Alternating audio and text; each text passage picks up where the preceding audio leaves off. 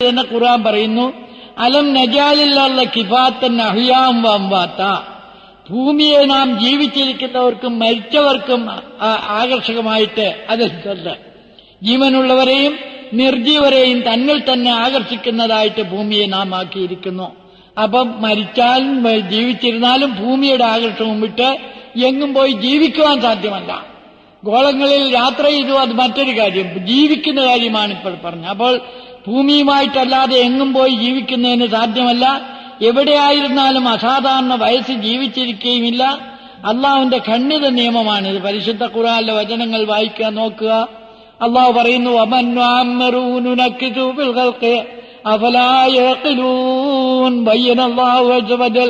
യാസീൻ സൂറത്ത് നമ്മൾ ഏവരും ഓതുന്നതല്ലേ? എന്താണ് അതിന്റെ അർത്ഥം? വല്ലവനും നാം ദീർഘായുസ് നൽകുന്നതായാൽ നാം അവനെ പ്രകൃതിയിൽ കീഴ്മേൽ മറിക്കുന്നു. അപ്പോൾ അവർ ചിന്തിക്കുന്നില്ലേ? അള്ളാഹിന്റെ ഖണ്ഡിതമായ നിയമ. അതിവാർദ്ധക്യത്തിൽ ഖുർആൻ പറയുകയാണ്, വമിങ്കും മയ്യുറദ്ദു ഇലാ അർദലിൽ മരീലി കൈലായലമ ബഅദ ഇൽമിൻ ഷൈഅ. അറിവ് കൈവന്ന ശേഷം ഒന്നും അറിയാതിരിക്കുമാറു ആയുസിന്റെ ഏറ്റവും താഴ്ന്ന പടിയിലേക്ക്, അതായത് പടുവാർദ്ധക്യത്തിലേക്ക് തള്ളി വിടപ്പെടുന്നവരും നിങ്ങളിലുണ്ട്. ഒരു 60 കഴിഞ്ഞാൽ പെറുപെറുപ്പ്, പഠിച്ച എല്ലാം മറന്നുപോകും. ഇത് അള്ളാഹുവിന്റെ നിയമമാണ്. ഖുർആൻ വീണ്ടും പറയുന്നു, സുമ്മജാല മിൻ ബഅദി ഖുവ്വത്തിൻ ളുഅഫൻ വശൈബാ. പിന്നെ ശക്തിക്ക് ശേഷം ബലഹീനതയും വാർദ്ധക്യവും നരയും ഉണ്ടാക്കും. അള്ളാഹു മനുഷ്യന് ഇത് പ്രകൃതി അതാണെന്ന് പറയുന്നു. വീണ്ടും പറയുന്നു ഖുർആനിൽ ഇങ്ങനെ അനേകമായിട്ട്. ഞാൻ ഇനി മുസ്ലിം സഹോദരങ്ങളോട് വിനയത്തോടുകൂടി ചോദിക്കുകയാണ്. മക്ക ഖുറൈശികൾ നബിയോട് വന്ന് 6 ഡിമാൻഡ് വെച്ചു. അത് 5 ഞാനിപ്പോ പറയുവാൻ സമയമില്ല. 6ാമത്തത് ഔ തർക്കാഫിസമായി വലൻ നൂമിനൽ റുഖൈക ഹത്താ തുനസില അലൈനാ കിതാബൻ നഖറു. ഓ മുഹമ്മദ് സല്ലല്ലാഹു അലൈഹി വസല്ലം, ദഹൽ നിന്നോട് ചോദിച്ച ഇക്കാര്യം ഒന്നും ചെയ്യാൻ വയ്യെങ്കിൽ നീ ആകാശത്തിലേക്കൊന്ന് കയറിപ്പോയി ഞങ്ങൾക്ക് വായിക്കത്തക്ക ഒരു ഗ്രന്ഥവുമായിട്ട് ഇറങ്ങി വാ, എന്നാൽ നിന്നെ ഞങ്ങൾ വിശ്വസിച്ചു കൊള്ളാം. മാന്യ സഹോദരങ്ങളെ, പ്രവാചക പ്രഭുവായ ഖാത്തമുൻ നബീനായ മുഹമ്മദ് നബി മറുപടി പറയുവാൻ പറഞ്ഞ്, ഖുൽ സുബ്ഹാന റബ്ബി ഹൽ കുന്തു ഇല്ലാ ബശറ റസൂലാ. ഓ നബിയെ പറയുക, എന്റെ റബ്ബ് പരിശുദ്ധനാണ്, അവനൊരു നിയമമുണ്ട്. മനുഷ്യൻ അവന് നൽകിയിരിക്കുന്ന നിയമങ്ങളെല്ലാം ഖുർആനിൽ പറഞ്ഞു. മനുഷ്യനെന്നുള്ള നിലയിൽ ഞാനൊരു മനുഷ്യനായ റസൂലാണ്. എനിക്ക് ആകാശത്ത് കയറിപ്പോകാൻ സാധ്യമല്ല. അള്ളാഹുവിന്റെ നിയമത്തിനെതിരാണ്. ഹൽ കുന്തു ഇല്ലാ ബശറ റസൂല, ഞാനൊരു മനുഷ്യനായ റസൂലല്ലാതെ അല്ല എന്ന് 17-ാം സൂറ 93-ാമത്തെ ആയത്തിൽ നിങ്ങൾ പഠിക്കുമ്പോൾ മനുഷ്യനായ ഈസാ നബി അലൈഹി സ്വലാം ആകാശത്ത് പോയെന്നും 2000 കൊല്ലം ആകാശത്ത് ഇരിക്കുന്നു എന്നും പറയുകയാണെങ്കിൽ 21-ാം സൂറ 34-ാമത്തെ ആയത്ത് അള്ളാഹുവിന് വേണ്ടി നിങ്ങളൊന്ന് വായിച്ചു നോക്കുക. നബിയെ സംബോധന ചെയ്തുകൊണ്ട് അള്ളാഹ് പറയുകയാണ്, വമാ ജഅൽനാ ലിബശരിൻ മിൻ ഖബ്ലിക്കൽ ഖുൽദ അഫഇൻ മിത്ത ഫഹുമുൽ ഖാലിദൂൻ ബയ്യനല്ലാഹു അസ്സ വജൽ. ഓ മുഹമ്മദ് സല്ലല്ലാഹു അലൈഹി വസല്ലം, നിനക്ക് മുമ്പ് നാം ഒരു മനുഷ്യനും ചിരകാലായുസ്, അസാധാരണമായ അതിദീർഘമായ ആയുസ് നൽകിയിട്ടില്ല. അതെ, ഖുൽദിന്റെ അർത്ഥം ഞാൻ പറയാം. അതായത് അസാധാരണമായ ദീർഘായുസിനാണ് ഖുൽദ് എന്ന് പറയുന്നത്. അതിന് തെളിവ് ഞാൻ പറയാം. അപ്പോൾ അള്ളാഹു പറയുന്നു, നിനക്ക് മുമ്പ് നാം ഒരു മനുഷ്യനും ലി ബശരിൻ മിൻ ഖബ്ലിക്കൽ ഖുൽദ, നിനക്ക് മുമ്പ് ഒരു മനുഷ്യനും ഞാൻ ഖുൽദിനെ നൽകിയിട്ടില്ല. അതായത് അസാധാരണമായ ദീർഘമായ ആയുസ് നൽകിയിട്ടില്ല.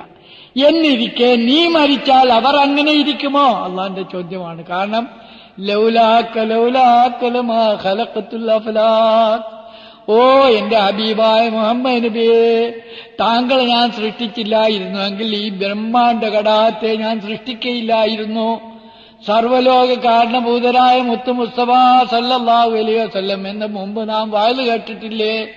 അക്കാലത്തെല്ലാം വയലിന്റെ തലവാചകമായിട്ട് പറയുന്നത് തന്നെ ഇപ്രകാരമാണ്, സർവലോക കാരണഭൂതരായ മുത്തു മുസ്തഫ സല്ലല്ലാഹു അലൈഹി വസല്ലം എന്ന്. അപ്പൊ ഈ സർവ്വലോകത്തെയും സൃഷ്ടിക്കുവാൻ കാരണഭൂതനായ മുത്തു മുസ്തഫ സല്ലല്ലാഹു അലൈഹി വസല്ലം തങ്ങളെ അഫഇമ്മിത്ത ഫഹുമുൽ ഖാലിദൂൻ, താങ്കളെ മരിച്ചുകൊണ്ട് താങ്കൾ മരിക്കുകയാണെങ്കിൽ അവർ അങ്ങ് ദീർഘായുസിലിരിക്കുമോ എന്ന് അള്ളാഹു മുഹമ്മദ് നബിയോടുള്ള സ്നേഹം കൊണ്ടും കുല്ലു നഫ്സിൻ ദായിഖത്തുൽ മൗത്ത്, എല്ലാവരും മൗത്തിന്റെ സ്വാദ് അനുഭവിക്കേണ്ടത് തന്നെയാണ് എന്ന അള്ളാഹുവിന്റെ ഖണ്ഡിതമായ നിയമം കൊണ്ട് ഈസാ നബി അലൈഹിസ്സലാം അങ്ങനെ ദീർഘായുസിലിരിക്കയില്ലെന്നും ഈസാ നബി ആദമിനെ പോലെ മാത്രമാണെന്നും ഇന്ന മസല ഈസാ ഇൻദല്ലാഹി കമസലി ആദമ 3-ാം സൂറ 60-ാമത്തെ ആയത്തിൽ അള്ളാഹു അറിയിക്കുന്നു. അള്ളാഹുവിന്റെ അടുക്കൽ ഈസായുടെ സ്ഥിതി ആദമിന്റെ സ്ഥിതി പോലെ തന്നെയാണ്. ആദം മരിച്ചുപോയി, ആദം മനുഷ്യനാണ്, ആദം നബിയാണ്. ഇതുപോലെ ഈസാ നബി നബിയാണ്, ഈസാ നബി മനുഷ്യനാണ്, ഈസാ നബി മരിച്ചുപോയി. വീണ്ടും പറയുന്നു, മറ്റു മനുഷ്യരെ പോലെ പ്രത്യേകിച്ച് ആദമിനെ പോലെ തന്നെ ഈസാ നബി അലൈഹിസ്സലാം മണ്ണിൽ നിന്നാണ് സൃഷ്ടിച്ചിട്ടുള്ളത്. അദ്ദേഹത്തിന് മർത്യതരമായ പ്രത്യേകതകളൊന്നും ഉണ്ടായിരുന്നില്ല. ആദമിനെ പോലെ ജീവിച്ചു മരിച്ചു. ഈസാ നബി അലൈഹിസ്സലാം താൻ തന്നെ പറയുന്നു, വൗസാനി വിസ്സലാത്തി വസ്സക്കാത്തി മാതും ഹയ്യ വസ്സലാമു അലയ്യ യൗമ ഉലിത്തു വയൗമ അമൂത്തു വയൗമ ഉബഅസു ഹയ്യ ബയ്യനല്ലാഹു അസ്സ വജൽ. ഞാൻ ജീവിച്ചിരിക്കുന്ന കാലം അത്രയും നമസ്കരിക്കുവാനും സക്കാത്ത് കൊടുക്കുവാനും അള്ളാഹു എനിക്ക് താക്കീത് നൽകിയിരിക്കുന്നു. ഞാൻ ജനിച്ച ദിവസവും ഞാൻ മരിക്കുന്ന ദിവസവും പുനരുദ്ധാനം ചെയ്യപ്പെടുന്ന ദിവസവും എന്റെ മേൽ അള്ളാഹുവിന്റെ സമാധാനമുണ്ട്. ആകാശത്ത് പോയിരിക്കുന്ന ഒരു കാര്യം ഈസാ നബി പറഞ്ഞില്ല. യഹ്യാ നബി അലൈഹിസ്സലാമിനെ പറ്റി പറഞ്ഞതുപോലെ തന്നെ ഈസാ നബി ജനിച്ച ദിവസവും മരിച്ച ദിവസവും പുനരുദ്ധാനം മനുഷ്യയിലേക്ക് എഴുന്നേൽപ്പിക്കപ്പെടുന്ന ദിവസവുമാണ്. ഇതുപോലെ യഹ്യാ നബി അലൈഹിസ്സലാമിനെ പറ്റി അതേ സൂറയിൽ തന്നെ പറയുന്നു, വസലാമുൻ അലൈഹി യൗമ ഉലിദ വയൗമ യമൂതു വയൗമ യുബഅസു ഹയ്യാ. യഹ്യാ നബി അലൈഹിസ്സലാമിനെ സംബന്ധിച്ച് അല്ലാഹു തആല തന്നെ പറയുകയാണ് ഇപ്രകാരം, അദ്ദേഹം ജനിച്ച ദിവസവും മരണ ദിവസവും പുനരുദ്ധാനം ചെയ്യപ്പെടുന്ന ദിവസവും അദ്ദേഹത്തിന് സമാധാനം. ഈ 3 അവസ്ഥയാണ് ഈസാ നബി അലൈഹിസ്സലാമിനുമുള്ളത്. അതായത് ജനിക്കുക, മരിക്കുക, പുനരുദ്ധാനം എഴുന്നേൽപ്പിക്കപ്പെടുക.